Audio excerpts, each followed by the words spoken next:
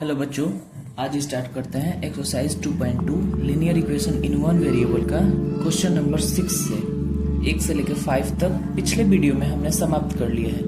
तो ठीक है, शुरू करते हैं।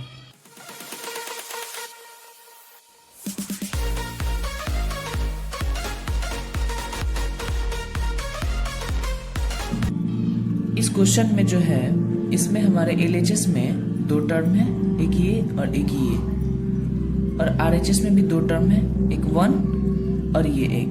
ठीक है, अब इसमें अगर हम वेरिएबल टर्म को देखें तो एक ये वेरिएबल है और ये वेरिएबल। ठीक है, तो सारे वेरिएबल टर्म को हम एक तरफ करते हैं।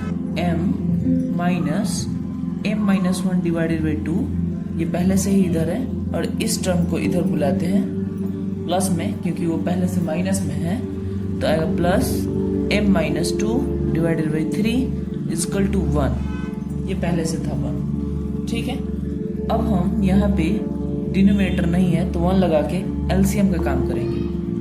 LCM 1, 2 और 3 का निकालेंगे तो कोई कॉमन फैक्टर नहीं है, इसलिए इसका मल्टीप्लाई हो जाएगा 6।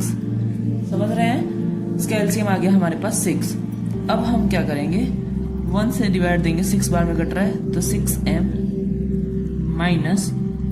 माइनस के बाद हम ब्रैकेट लगाएंगे, क्योंकि यहाँ पे एक से ज्यादा टर्म है और ये माइनस अंदर जाएगा तो इफेक्ट डालेगा। ठीक है, 2 3 जा 6, 3 बार में डिवाइड हो रहा है तो 3 से ऊपर मल्टीप्लाई करेंगे, 3 इंटू m-1,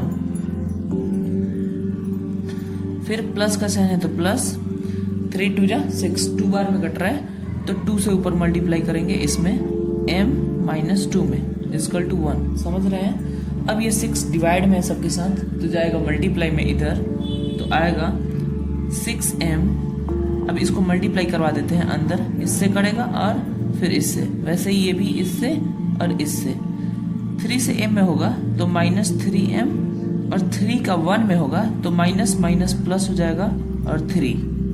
ठीक है, फिर अगला 2 का m में होगा तो +2m, और फिर 2 का 2 में होगा तो प्लस, और ये माइनस में है तो प्लस माइनस माइनस 4 आएगा इक्वल टू 1 इंटू 6। ये चला गया इधर इंटू में। अगला जो स्टेप होगा उसमें ये वेरिएबल टर्म है, ये और ये, इन सब को हम जब एक जगह पे कर लेंगे तो 6 और ये 2 प्लस में है तो 6 और 2 8m में से -3m होगा तो आएगा 5m प्लस का।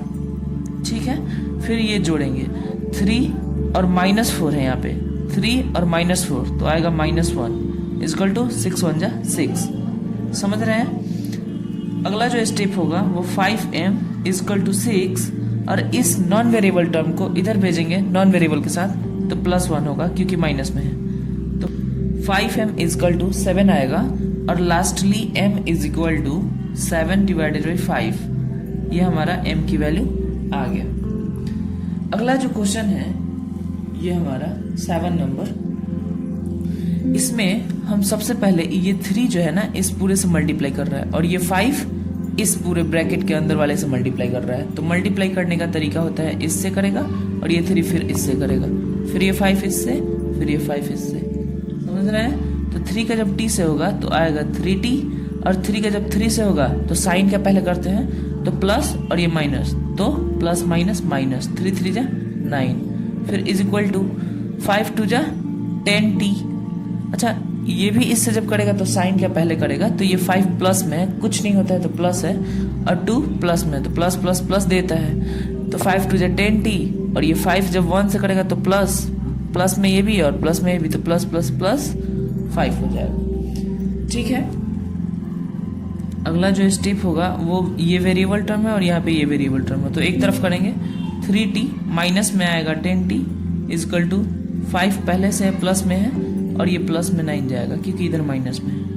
3t माइनस 10t आएगा माइनस का 7t, क्योंकि बड़ा वाला नंबर माइनस में है, इक्वल टू 9 और 5 कितना आएगा 14।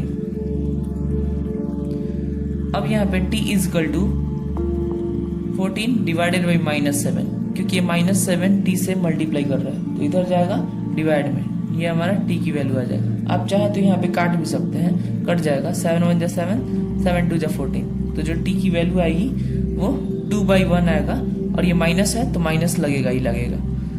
ये 1 हटा भी सकते हैं और लगा भी सकते हैं। अच्छा, एक चीज और है, जैसे ये माइनस नीचे था डिनोमिनेटर में, तो यहाँ पे ऊपर या फिर बीच में कैसे आ सकता है, या फिर ये -1 का ही रहेगा।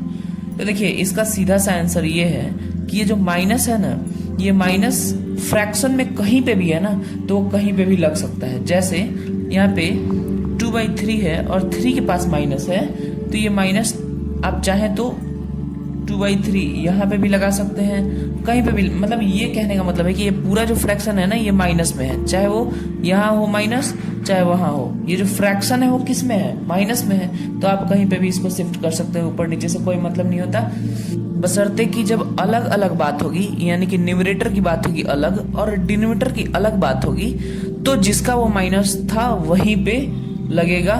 लेकिन फ्रैक्शन की बात होगी तो वो कहीं पे भी लग सकता है। समझ रहे हैं आप? अगला जो क्वेश्चन है वो हमारा ये है, इसमें वही है, मल्टीप्लाई पहले करेंगे उसके बाद आएगा वैल्यू।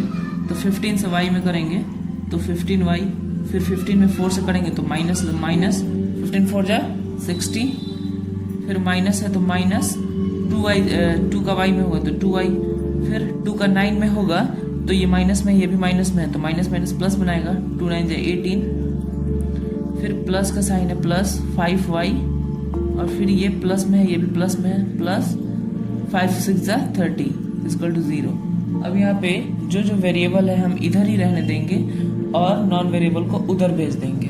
ठीक है, तो ये हमारा वेरिएबल टर्म, ये वेरिएबल टर्म, ये वेरिएबल टर्म, इसको हम रहने देंगे तो आएगा 15y माइनस 2y और plus 5y is equal to 60 को उधर भेजेंगे, प्लस में 60 जाएगा, उसके बाद 18 को भेजेंगे -18, उसके बाद 30 को भेजेंगे -30।